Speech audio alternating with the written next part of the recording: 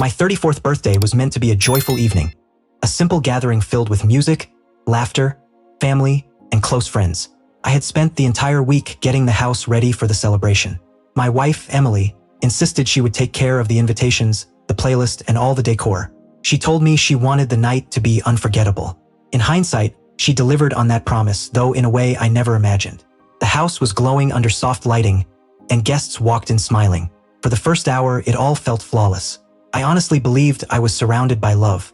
Emily looked incredible in a dark blue dress that fit her perfectly, gliding through the room like she was the host of some enchanted evening. Seeing her so full of energy made me happy. She moved from group to group laughing, pouring drinks, ensuring everyone felt welcomed. I felt lucky to be married to her, but there was something she conveniently left out. She had invited her ex-boyfriend Jason by accident, or so she claimed. When he walked through the door with the kind of confidence that said he had every right to be there, my stomach tightened. Still, I trusted Emily. She assured me it was harmless, that they were just old acquaintances catching up. I should have paid attention to the warning bells right then. As the night progressed, the music turned up and someone suggested a slow dance. Couples drifted into the living room, smiling and swaying to a soft melody. I was chatting with two guests when I realized Emily was no longer beside me. I glanced around the room and went completely still. There she was, in the middle of the dance floor in Jason's arms. Not simply dancing, but holding him close.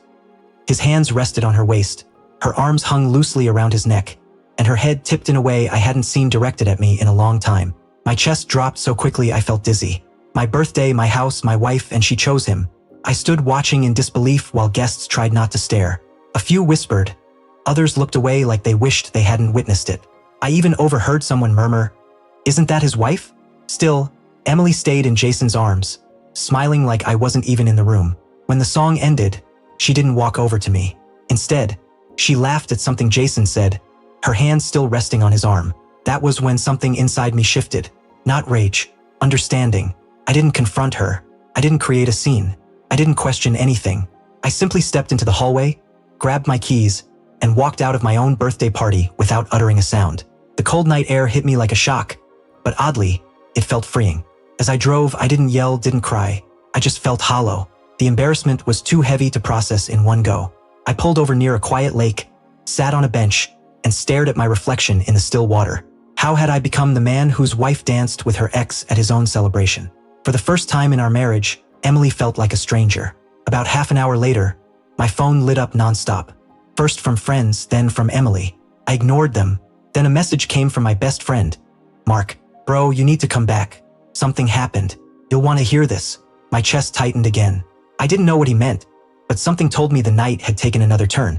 When I returned, the party was chaos. Guests were arguing, Emily was in tears, and Jason had vanished.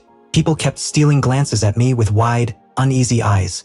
Mark pulled me aside immediately. "Man, after you left, Jason tried to kiss her in front of everyone, and she slapped him so hard the music stopped." I stared at him. "She did what?" He nodded. "She hit him." Then she started yelling that she never wanted him there. But it didn't stop there. Someone had overheard Jason earlier bragging that Emily had been messaging him for weeks, that she had been saying she felt unhappy in our marriage, hinting she wanted him back. He claimed she personally invited him tonight. When he tried to kiss her, he said loudly, "You told me you missed me." Half the guests heard. That's when everything unraveled. Emily broke down sobbing, begging everyone to believe she never said such things. But the damage was done. Everyone had witnessed her dance with him. Everyone had seen me walk out without a word. Now they watched her fall apart. When she finally came to me, mascara streaking down her face, whispering, "Please don't leave. I didn't mean for this to happen." I didn't shout or accuse her. I asked one question. If I hadn't walked out, would you have stopped dancing with him? She went completely still. No reply. No excuse. Not even a lie. That silence said everything. I walked past her and gathered a few of my belongings. She grabbed at my arm, sobbing, apologizing, insisting it was just a dance, that she never meant to hurt me. But all I could think about was how she didn't care until things spiraled out of control. Not while she was in his arms. Only afterward. I told her quietly, "What you did tonight wasn't a mistake. It was a revelation." That sentence hit her harder than anything else. She collapsed on the couch crying uncontrollably while guests hovered awkwardly. Some offered me support. Others whispered I deserved better. For the first time, I believed that too. I didn't go home that night. I stayed at Mark's place. Emily called until nearly 4 in the morning, leaving voicemails filled with regret and excuses. But the truth was simple. She wanted attention, validation, chaos, and she got all three, just not the way she intended. By sunrise, I already knew what I needed: distance, clarity, and respect, something she clearly wasn't giving me. Several days later, Emily finally admitted she'd been craving a feeling of youth again. Seeing Jason made her act impulsively and foolishly. But foolish acts that humiliate your partner aren't accidents. They're betrayals.